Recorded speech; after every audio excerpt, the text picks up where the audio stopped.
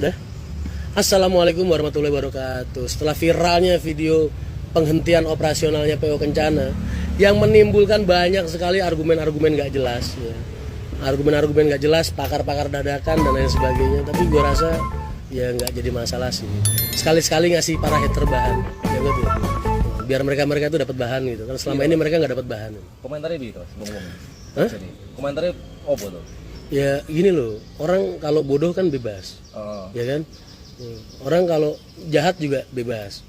Nggak karena apa? Karena teori-teori kebaikan nggak nempel sama mereka, nggak? Tahu nggak? Tahu, iya. Makanya ada pepatah itu bilang susah meyakinkan seekor lalat bahwasanya parfum itu lebih wangi daripada sampah gitu. Tetep aja nongkrongnya di situ terus. Makanya untuk itu perlu kita jelaskan bahasanya yang lebih ringan lah. Kalau kemarin mungkin bahasanya dari Mas Roni sebagai General Manager PO Kencana itu mungkin bahasanya lebih apa ya? Lebih kurang bisa diterima lah. Tapi pada intinya adalah tidak ada istilah atau apapun atau narasi-narasi yang layak diutarakan ke PO Kencana yang sifatnya itu menyatakan bahwasanya PO Kencana bangkrut atau PO Kencana apa nih? Rakuan bayar leasing. Terus apalagi ya sampai kemarin Mas Tony bikin video nyodorin BPKB-nya. Dikira kreditan gitu. Iya. Makanya jangan begitulah. Apalagi sama-sama pengusaha nggak pantas banget suara-suara kayak gitu diutarain ke pengusaha lain walaupun kalian bersaing, nggak boleh. Janganlah. Jadi intinya PO Kencana itu pada saat ini hanya sedang meng-off-kan operasionalnya untuk menata ulang semua. Jadi kalian harus ingat bahwasanya ketika saya bergabung dengan PO Kencana atau sebagai tenaga ahli PO Kencana, itu fungsi saya satu, saya mengawasi SDM. Kedua, saya mengawasi titik keagenan. Tapi dalam artian mengawasi ini kan berarti posisinya SDM sudah terbentuk, keagenan juga sudah terbentuk. Yang ngebentuk bukan Rian Mahendra, tapi pengurus PO Kencana sebelumnya yang sudah dibuang di, nah gitulah. Saya berusaha memperbaiki dalam artian, oh ya bagaimana ya supaya rezim lama ini masih tetap dipakai, tapi nggak usah tanpa harus mecat orang dengan kehadiran Rian Mahendra ini, jangan sampai kok. Jangan sampai kok. Ada pesawat lewat kok, kelingan gue ya. Loh. Untuk persahabatan. Yes. Ayo. Jadi dulu tuh kita berpikirnya jangan sampai dengan masuknya Rian Mahendra ke dalam PO Kencana sebagai pengawas ini sampai harus memecat orde-orde lama ini, yang aku nggak mau gitu.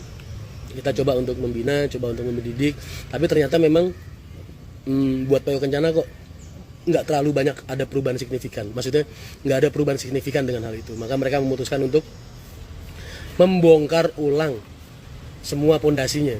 Jadi kalau dulu saya masuk ini di tengah-tengah bangunan sudah berdiri, sekarang yang dibongkar pondasinya.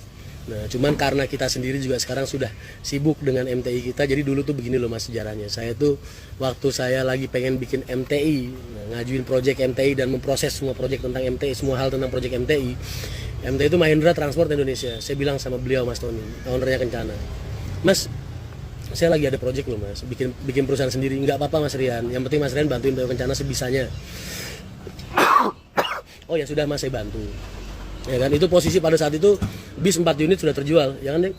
Iya. Nah, Mas Tony bilang tapi bisnya yang 4 biji udah terjual mas. Nggak apa-apa mas, buat saya itu pilihan yang tepat gitu. Karena satu armada itu, wah biaya maintenance-nya sudah besar dan kurang bisa kurang bisa optimal lah untuk melayani penumpang.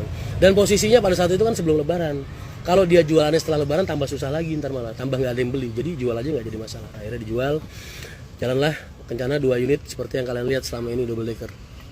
Nah, sekarang PO Kencana ada di fase Apit bulan Suro ini kan penumpang sepi nih, operasional. Semua PO sepi, semua. Mungkin semua orang jualan usaha ini sepi gitu. Dan bukan PO Kencana aja satu-satunya perusahaan yang meng-off-kan operasionalnya pada bulan-bulan ini, pada saat-saat kayak gini. Hanya saja kelebihannya PO Kencana ini meng-off-kan juga untuk merestrukturisasi lagi semua sistem, baik itu keuangan dan operasional, finansial dan operasional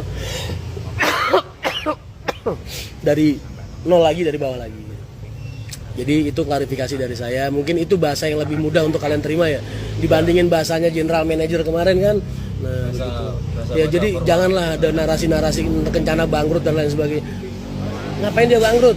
Travelnya aja ratusan mas, premium HS. Katanya yang apa namanya, yang naiknya instan, turunnya juga instan. Siapa yang naiknya instan? Siapa bilang naiknya instan Kencana berapa tahun? 2 tahun ya? Good. Iya kalau bis, tapi kalau travel kan lama. Wah. Di transportasi kan enggak cuma di bis maksudnya gitu, Mas. Nggak usah ngerasa bertanggung jawab dengan kebodohan orang lain. Nggak usah. Biarin aja, cuekin aja. Yang penting itu klarifikasi dari saya. Maka saya sebagai teman, sebagai rekan, insya Allah saya tetap akan mendoakan PO Kencana menjadi perusahaan yang bisa diterima oleh masyarakat, bisa memberikan pelayanan yang baik oleh masyarakat, untuk masyarakat, untuk para konsumen, dan bisa melayani penumpang dengan lebih baik lagi dan lebih bermanfaat buat orang banyak, semakin banyak.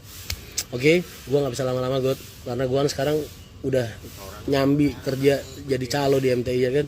Gua lanjut. Bos. Hah? Calo apa? Loh, yang punya Mahendra Transport Indonesia tuh viewer gua, Yang punya? follower gua. Berarti Iya. aku yang melu punya iki. Lu juga, makanya besok family gathering kita namanya bukan family gathering, tapi rapat pemegang saham. Pergi kita kemana ya kan? Iya, masuk. By the way, lu kemarin nggak ngirimin gua kembang kok, yang ngirimin malah Mas Tony doang. Iya, karena kemarin tugas Sibuk ya. banget tugas. Iki bosnya orang ngirim ke Bang Blas aku ya, no. Bosnya gawe resto orang ngirim ke Bang Blas aku ya. Ya, jadi itulah. Mudah-mudahan semua bisa menerima dengan baik dan tolong berbicara yang baik-baik aja lah. Dari tulisan kalian terus cara kalian berbicara itu bisa mencerminkan kadar kualitas kemanusiaan kalian, Mas. Kalian rendah apa enggak, bobrok apa enggak moral kalian, itu terlihat dari bagaimana kalian berbicara dan bagaimana kalian menulis. Jadi jadilah orang yang baik, yang bijak, yang bisa diterima oleh orang-orang sekitar kalian. Tapi dapat pahala. Dapat pahala. Oh iya. Karena kan kita kan portal-portal berita banyak yang upload. Jadi lahan rezeki wong ya. Iya, kan dapat Biasa. pahala kita gitu. Apalagi dibaca orang kan terus mengalir. Ya gitu, kalian terima kasih banyak. Mudah-mudahan aktivitas kalian diberikan kelancaran oleh Allah Subhanahu wa taala, rezeki kalian diberikan kemudahan, kelancaran, keberkahan. Kalian, keluarga kalian dan orang-orang yang kalian sayangi diberikan kesehatan, keselamatan dan perlindungan selalu oleh Allah. Jadi tetap semangat untuk berbuat baik dan menebarkan kebaikan. Assalamualaikum warahmatullahi wabarakatuh. Waalaikumsalam.